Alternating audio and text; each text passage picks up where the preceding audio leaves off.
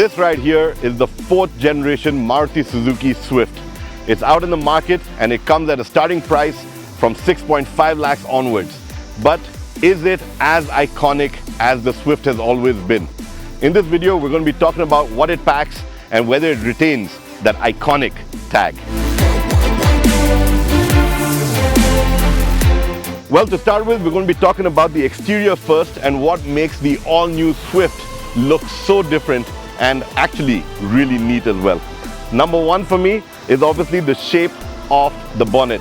That rounded look, I think, was really aging, and now it sports a nice, sharper, more sporty character. You can see it throughout, but you've got a nice sort of almost clamshell style bonnet, and it's got a really neat character line over here. I will get back to that character line in a bit. You've got very nice boomerang LED DRLs, projector lights on the top variant, a very neat looking front grille over here, and of course when you view it absolutely head on, it has that sporty, almost sports car kind of look and feel to it. As you move along to the side, you can see that it rides on 15-inch alloys, really neat looking tires. I'm quite sure that there are a lot of people out there who's going to be upping the tire size. Just remember, you don't want to go too big, but of course a slightly lower profile rubber, slightly larger rim would even bring out the design even more.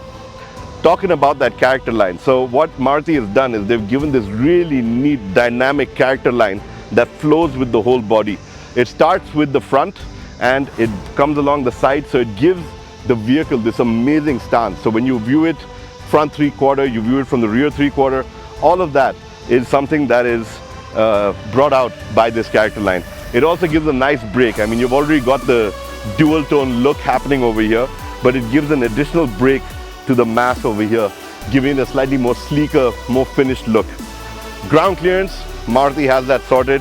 It's absolutely brilliant on the Swift. I've been driving it everywhere and I can tell you that there's no trouble over there at all. At the rear, again, that rounded look, you know, if you remember the older one, it had that rounded off look. Over here, again, you get that character line flowing across the back, giving it a neat added touch.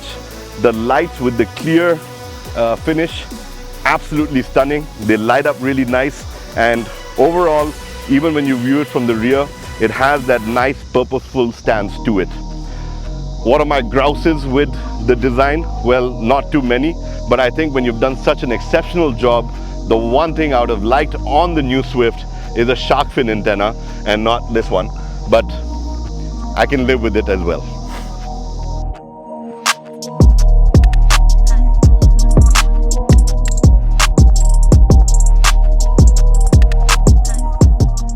Coming to the cabin of the Swift. Now it is a nice, sporty, compact hatchback, and they've done a great job in terms of space appointment overall. So you've got a decent boot.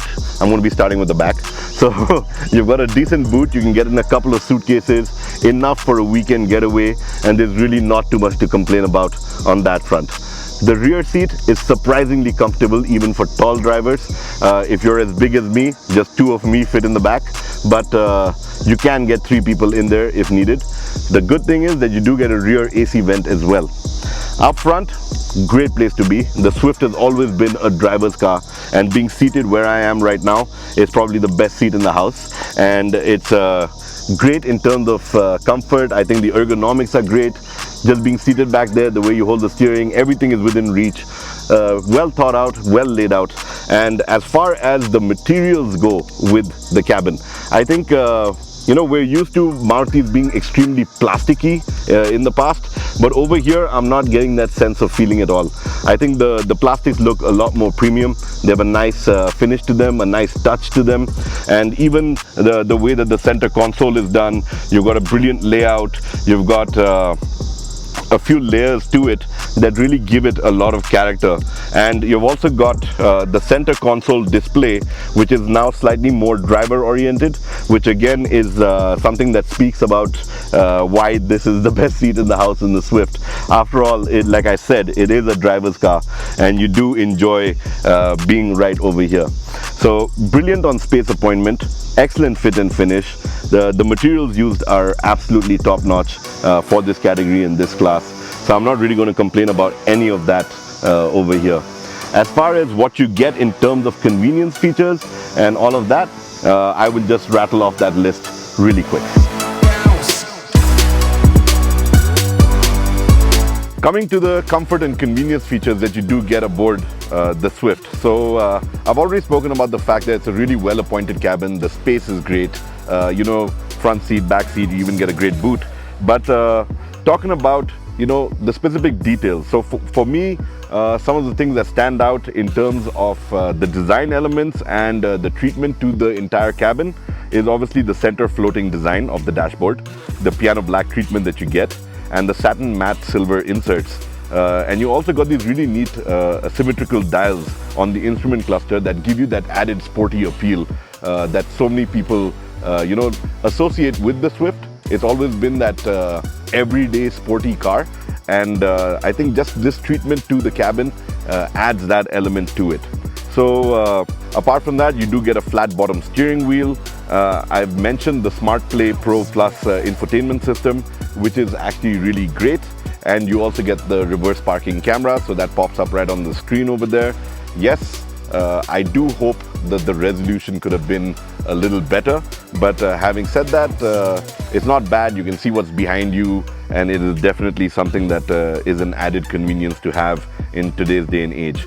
So you've got fast charging for C-type ports and a USB port right in the middle. So it's on the center console, so the front passengers and the rear passengers can access that. And you've got rear AC vents.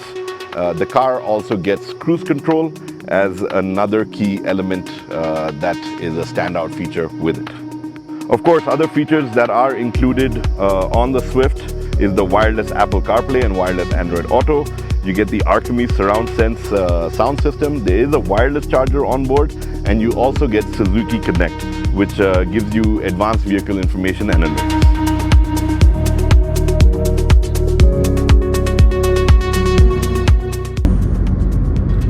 Being behind the wheel of the new Swift is an experience in itself.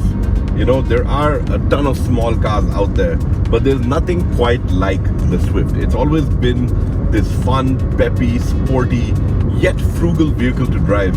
And with this new Z series engine, it is a 1.2 liter engine that is now a 3-pod engine, and it still retains that zestiness, that peppiness.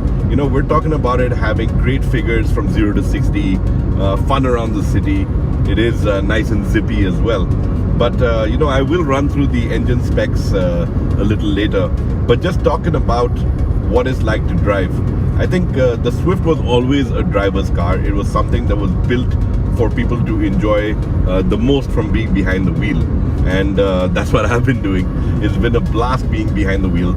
And I think for me, the standout features include the fact that the steering feels great. It firms up really nice at higher speeds. I've been out on this brilliant stretch of highway, and it's just been great belting the Swift down this road. Suspension, Maruti has always, I think in this segment, they've ruled in terms of it being absolutely brilliant when it comes to the suspension setup. We're talking about it soaking up road undulations really well. We're talking about going over bumps and breakers and all of that, and you don't really get that jarring sort of experience. It is something that's smooth, it's refined, it feels really well set up in that sense.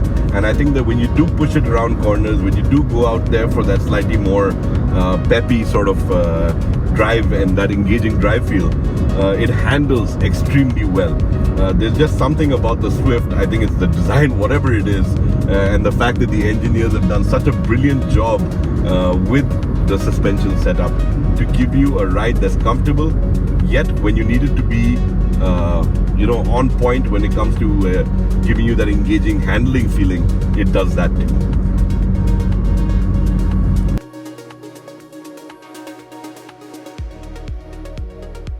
One of the standout features on the Swift is the new Z series engine. It is a 1.2 liter petrol unit, much like its predecessor, which was also 1.2. But the big difference is that this is a 3-cylinder and not a 4-cylinder. But having said that, it has been tuned to be extremely refined. It's all about giving you that peppy performance as well as amazing mileage. And I will talk about mileage in a bit, but coming to the straight up performance figures, we're talking about it having about 82 PS of power, 112 Newton meters of torque, and it does all of this at a slightly lower RPM than what its predecessor did. So when we're talking about peak figures, yes, the outgoing model had 90 PS, and this is only 82. But when you look at where the power band and where the surge is, the new Swift is actually faster from 0 to 60 than its predecessor. So you actually feel that this is way more peppy than its predecessor, despite this drop in peak power. Having said that, the engine does boast of a longer stroke, and that also accounts for it being extremely efficient, and we're talking about 12% lower CO2 emissions as well. And fuel efficiency is up by almost 14%, with the AGS model giving 25.75 kilometers to the liter. The manual is a little lower at about 24.8 kilometers to the liter. So you can see that it's an extremely efficient engine, and it does a great job in as far as it comes to peppy driving and what you expect from a nice everyday sports hatch.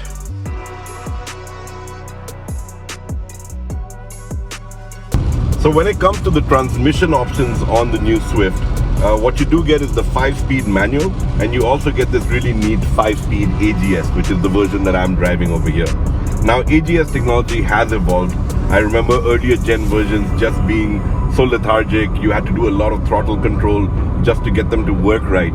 But over here, this is an extremely refined unit, and it does a fantastic job of selecting the gears and just keeping you in that nice peak power band as you drive along.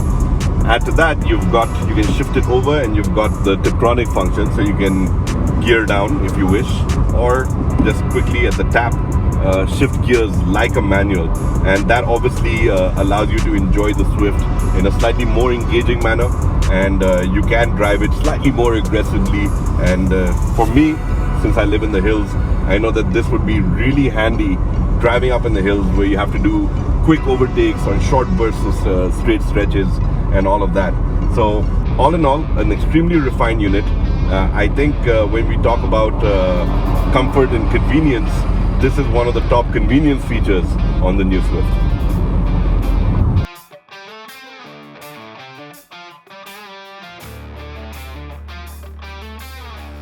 Coming to safety. Now, safety has always been one of those big question marks when it comes to Maruti Suzuki products.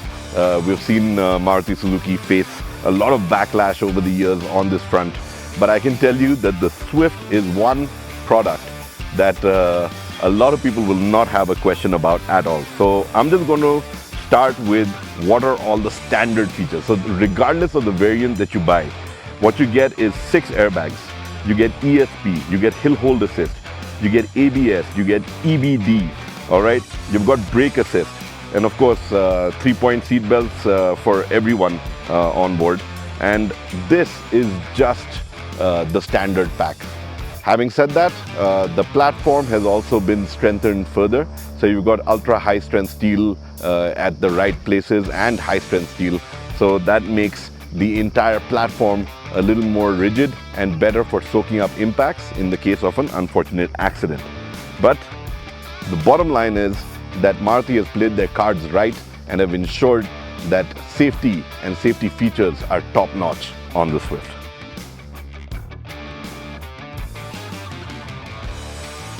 And before I sum up, the big question that we have here is, does the Swift remain iconic? Now, for me, when it comes to the competition, there's actually nothing quite like the Swift out there, which is predominantly why it has just been such a great success in the market. So the only thing that the Swift is competing against is itself. And from the looks of it and from what I've just run through over here, I think that the Swift has tick-marked all the elements over its predecessor and made it an even better car. You know, whether it's design, whether it's features, whether it's safety, whether it's outright performance, all of these elements have made it a way better vehicle than what it used to be.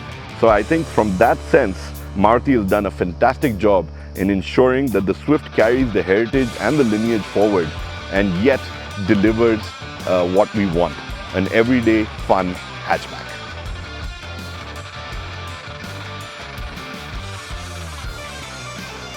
Well, with that, we come to the end of my drive with the Swift. But having said that, I'm quite sure you have a lot of questions.